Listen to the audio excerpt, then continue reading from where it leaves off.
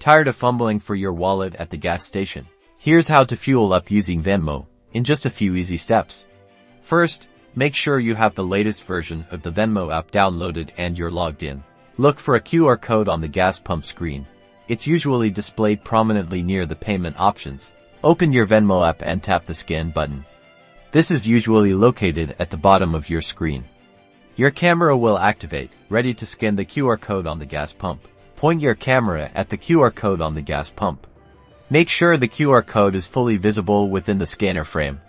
The app should automatically recognize the code.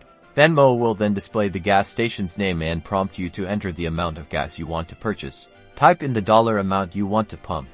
Keep in mind some gas stations may have a pre-authorization hold, so the actual charge might be slightly different. Review the information to make sure everything is correct.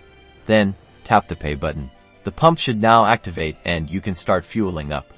You'll receive a confirmation notification from Venmo once the transaction is complete. Enjoy the ride.